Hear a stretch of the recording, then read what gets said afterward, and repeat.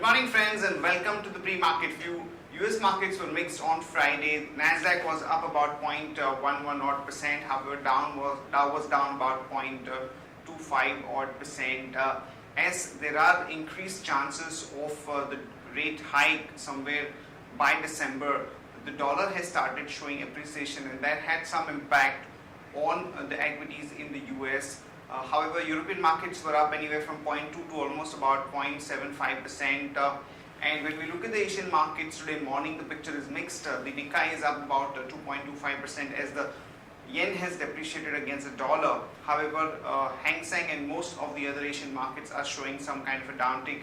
Even SGX Nifty is suggesting that we are going to open down with a 25 to 30 points kind of points downward bias.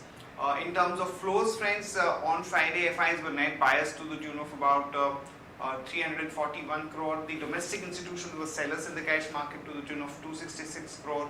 However, in the index futures, we have seen FIs buying to the tune of about 1055 crore. On Friday, we had a soft close, mainly driven by the weakness in the banking and the IT names, particularly the banks with the high exposure to the corporate accounts had seen some kind of pressure. So SBI, BOB, ICICI Bank, these are the names where we have seen some kind of a weak bias. So overall, we think that the market could consolidate around current levels with a negative bias, given the possibility of the rate hike and the fact that the flows have slowed down. So we might see some kind of correction or a consolidation before we take the further leg up. On that note, let me invite our F&O expert to take you through important F&O cues and ideas that we can have from the derivative side. Good morning friends, I'll give analysis on derivatives. Friday's been the first trading session of the September series. It started with on a flattish note. In fact, it was a bit on the negative note, and thereon we did saw Nifty showing some kind of selling pressure on the intraday basis, where the initial part, soon after the initial part of the day, we did saw Nifty nosed into the negative territory and showed a sharp decline in the middle part of the day. But however, in the last 1 hour of trade, similar to the last few trading sessions where Nifty has been finding its resilience at lower levels and has been not been going down and has been finding its support at every lower level. And in Friday's trade also, we did saw Nifty showing some kind of support and eventually closed with a minor loss of 0.23%, settling at 8625. Now, on the open interest terms, we did saw this since it was the first trading session of the September series. We did saw an addition of around 4% in the open interest. In the absolute terms, 10.05 lakh shares were added in the open interest, while cost of carry rising from 6.40% to 6.57%.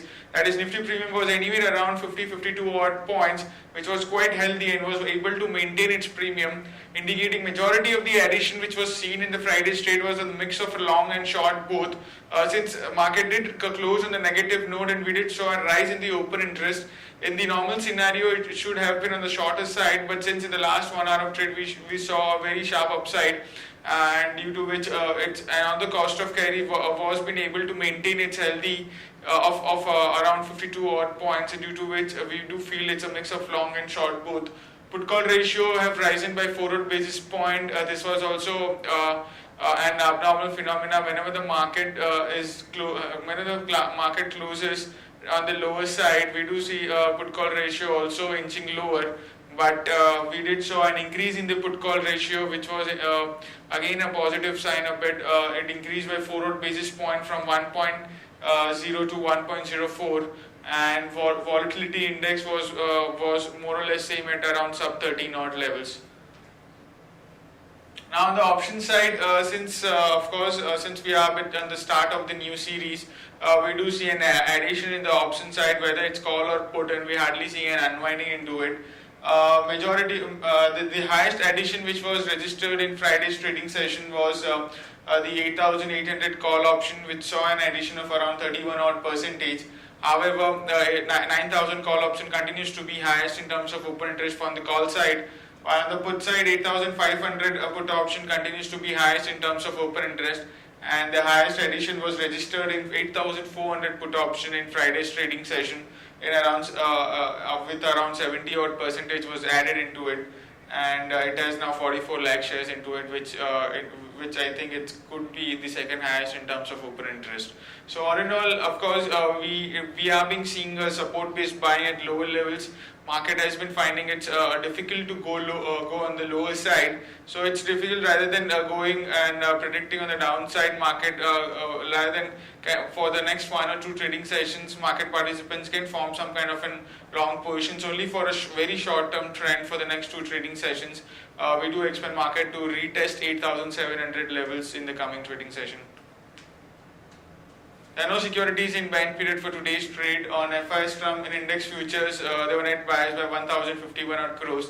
And this is the data which influences that market could see some kind of an buying interest with the next 2 trading sessions.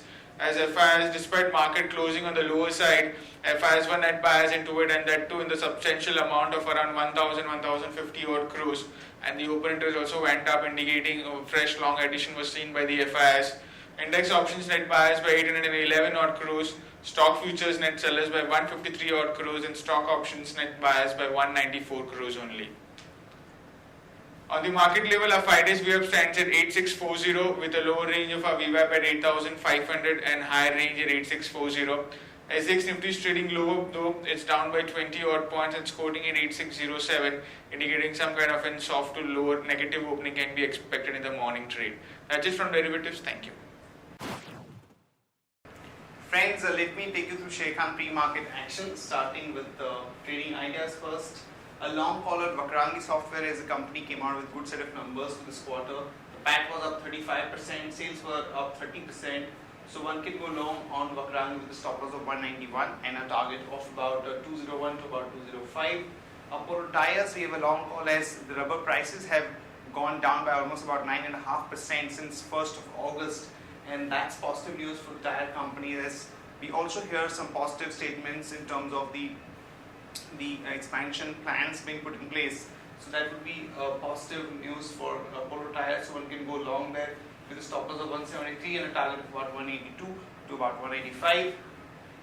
In other news and developments, government seeks bids from merchant bankers for 15% divestment in NBCC. SEBI mulls over relaxed norms for REITs and other investments for the real estate companies and the infrastructure companies. Aurobindo and Indus are in race for a $1 billion buyout of Teva UK. They have submitted the final bids. ABNUO board has passed a special resolution to hike the investment limit by FPIs to 30% from 24%.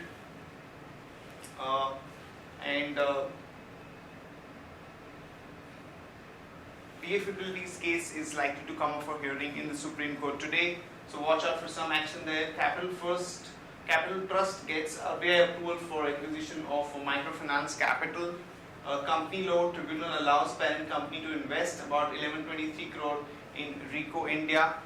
And Finance gets environment note for 440 crore paper mill expansion grow in Punjab.